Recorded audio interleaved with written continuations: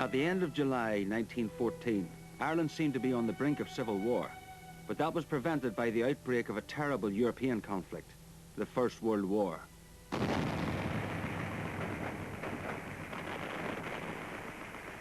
The outbreak of the First World War was to have a dramatic effect on events in Ireland. On Friday the 7th of August 1914, the citizens of Omagh, County Tyrone, witnessed a scene considered impossible just a week earlier. At 9:30 p.m, the Royal Enniskilling Fusiliers left the St. Lucia barracks in the town to join with the British Expeditionary Force in France. What was remarkable about this was that they were seen off by contingents of the Irish Volunteers and the UVF, who paraded the town together. There was a similar event the next day in Strabane, when Captain Roderick Gallagher of the Irish Volunteers called for 3 cheers for the Ulster Volunteers, a call responded to in a most spirited manner by Captain William Smith and his men. So, men who just a short time before had been intent on fighting each other, either for or against Home Rule, were now at peace, while the rest of the world was very definitely at war. On the 18th of September 1914, the third Home Rule Bill became law. Ireland was to get a separate parliament in Dublin, but not until the war was over. Also, Herbert Asquith, the Prime Minister, announced that special provision would be made for Ulster. What exactly this special provision would be wasn't made clear, but it seemed to suggest that when the war was over, Ireland would be divided.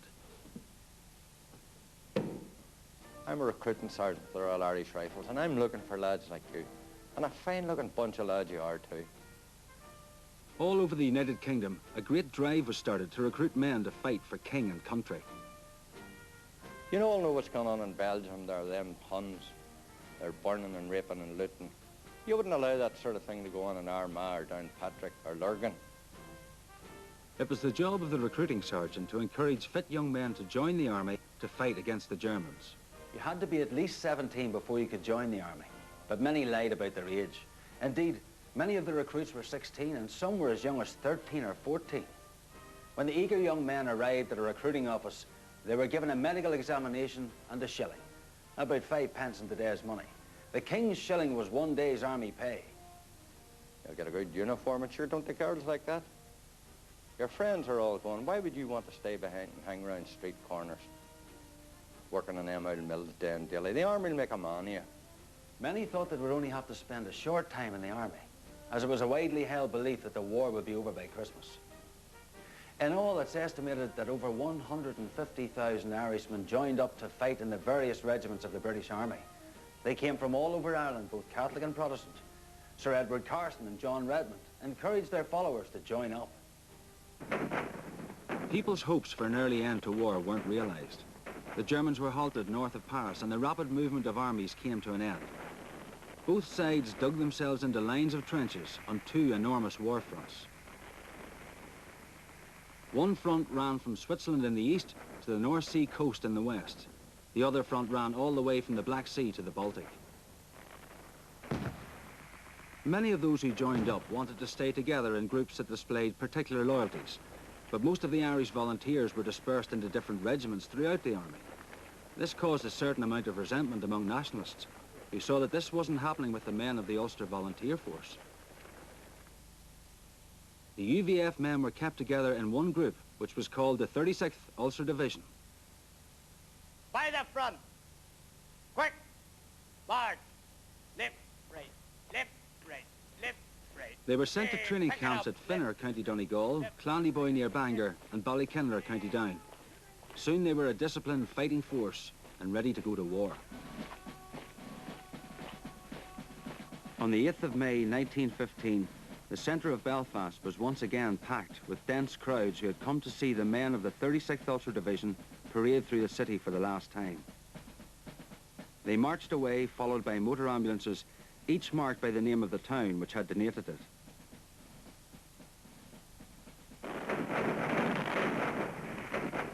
War in trenches like these was deadly.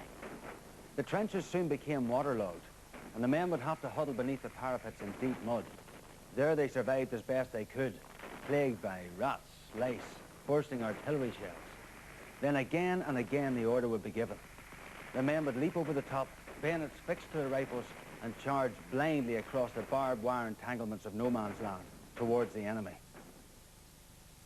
Back home in Ireland, however, people had never been so well off as they strove to meet the demands of the Allies for food and war materials. Farmers were growing more and more flax to supply the linen trade, which normally got its supplies from Belgium, which was now occupied by the Germans. Mills and weaving factories all over Ulster made the fighting fibre up into all sorts of things needed for the war effort.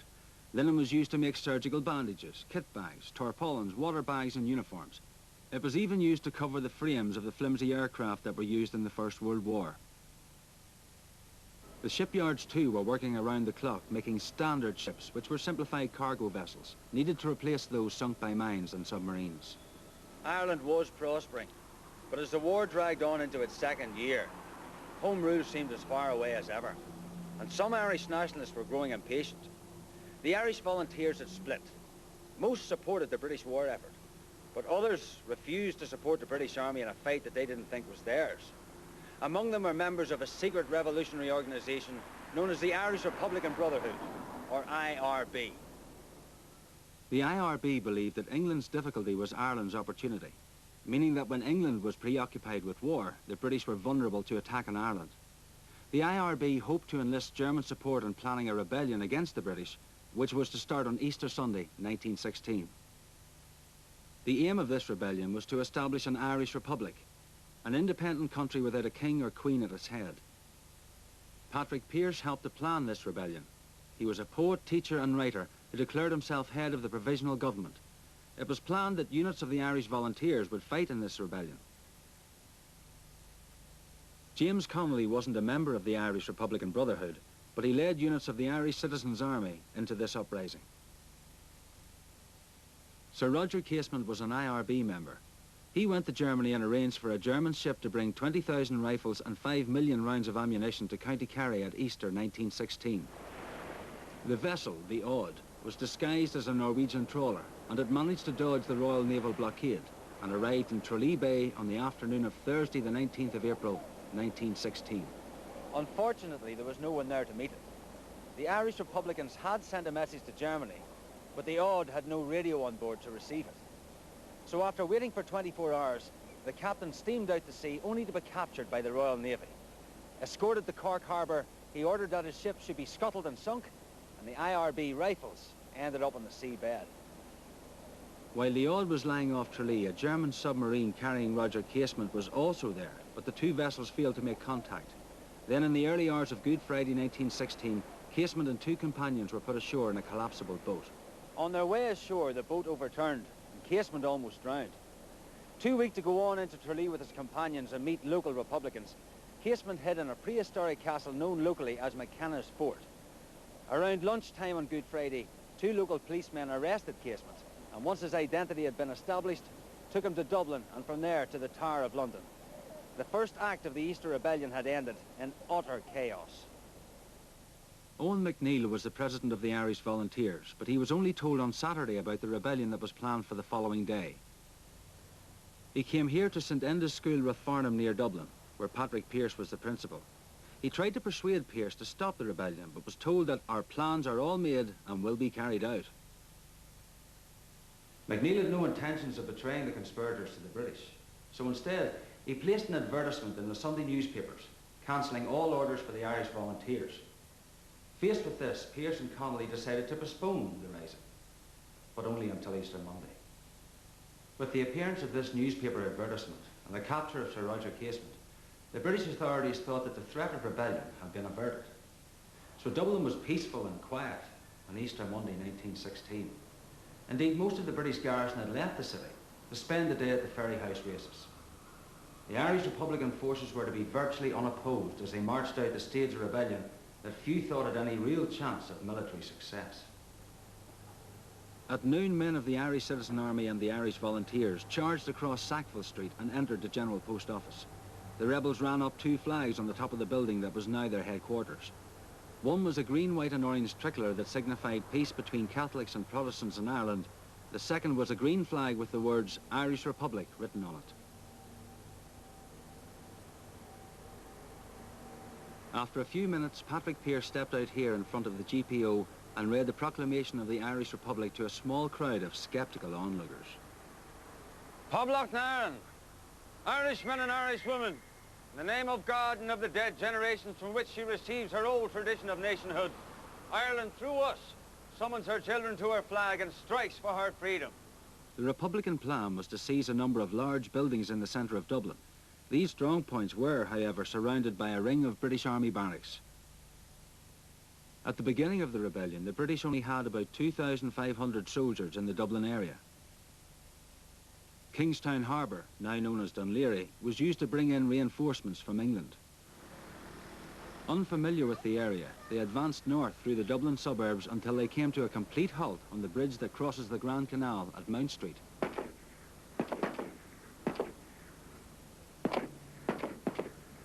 They were pinned down by a few volunteers firing from nearby houses and lost over 200 men killed or wounded, half the entire British Army casualties in the rebellion. Despite this setback, the British forces started to close in on the Republican positions in the city centre. The British started to shell rebel positions with artillery, and soon much of the city centre was in flames. James Connolly was wounded, and many others were killed as the battle raged around the GPO. Then on the afternoon of Saturday the 29th of April, Patrick Pearse surrendered on the steps of the post office. The rebellion was over, but at a cost of many lives and many more wounded. At first, nationalist opinion condemned the rebellion. Members of the general public spat and jeered at Republican prisoners as they were led away into military custody. People blamed the rebels for the ruin of their city, and many thought that they had betrayed thousands of Irish troops who were overseas fighting in the war.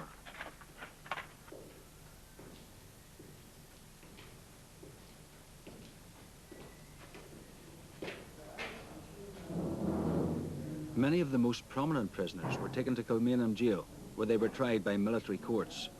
In all, 90 were condemned to death.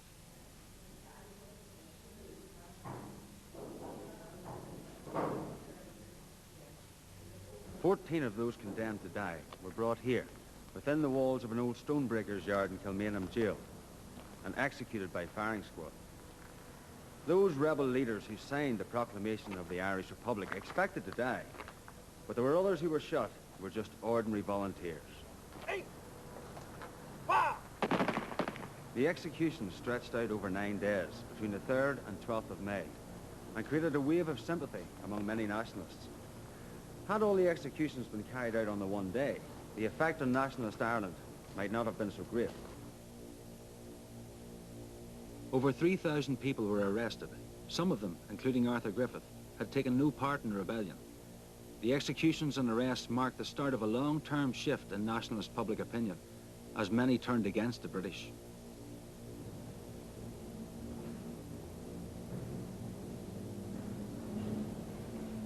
Many Republican prisoners seized the opportunity to reorganize to resist British rule.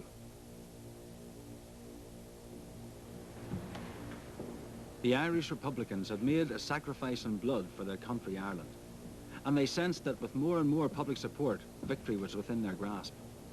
But in the meantime, it was the turn of the Ulster Unionists to make their own blood sacrifice for the British cause. At the end of June 1916, artillery started to bombard German positions on the Western Front. The massive bombardment was designed to destroy German trenches. It was a prelude to the Battle of the Somme. At 7:10 on the morning of the 1st of July, 1916, men of the Ulster Division climbed out of their trenches and formed up in no man's land, where they were concealed by mist and smoke. It was the anniversary of the original date of the Battle of the Boyne in 1690. Some men wore orange lilies, and at least one sergeant draped an orange sash over his uniform. At 7:30 exactly, the heavy artillery stopped firing, and the Ulstermen advanced at a steady marching pace towards the German lines. The artillery barrage hadn't succeeded in destroying the German fortifications, and the Ulstermen met stiff opposition. But they advanced as far as the German 4th line of defence, where the fighting was like a Belfast riot on top of Mount Vesuvius. Exposed to relentless fire, whole companies were wiped out, and by nightfall, all gains had been lost. In just the first 2 days of the Battle of the Somme, 5,500 men of the Ulster Division had been killed or wounded. 17-year-old Private Herbert Beattie wrote home to Belfast with news of the carnage. Dear Mother, tell them that there is not another Grosvenor Road fellow left but myself. Mother, we were tramping over the dead. Think there is only about 400 left out of about 1,300. Mother, if God spares me to get home safe, I will have something awful to tell you. If hell is any worse, I would not like to go to it.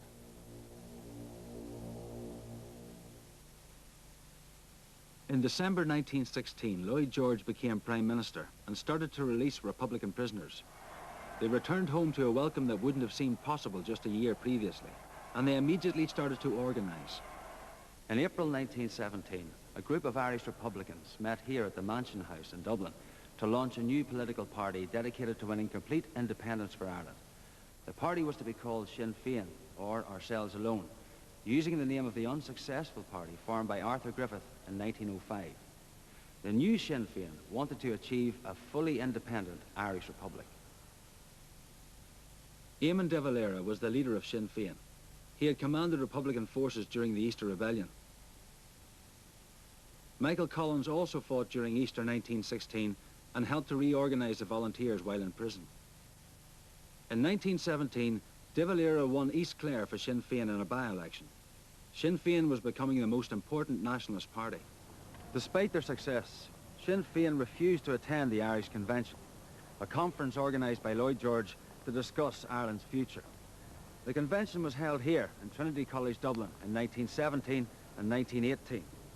20 Ulster Unionists did attend, but they had already decided they wanted Ireland divided, so the 6 northeastern counties would remain part of the United Kingdom.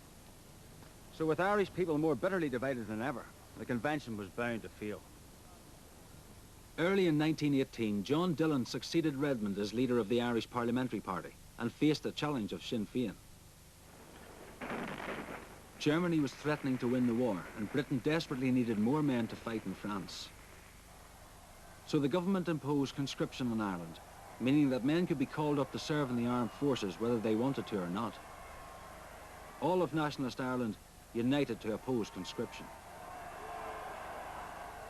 John Dillon led his nationalist MPs out of Westminster, and the British government had to back down because they couldn't forcibly introduce conscription.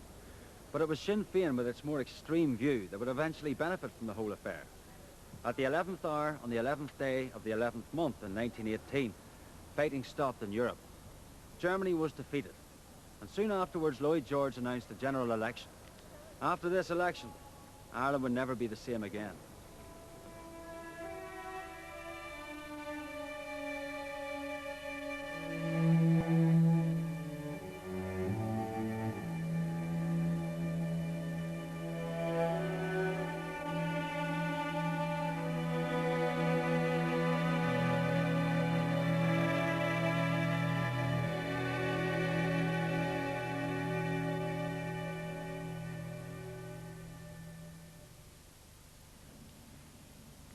There are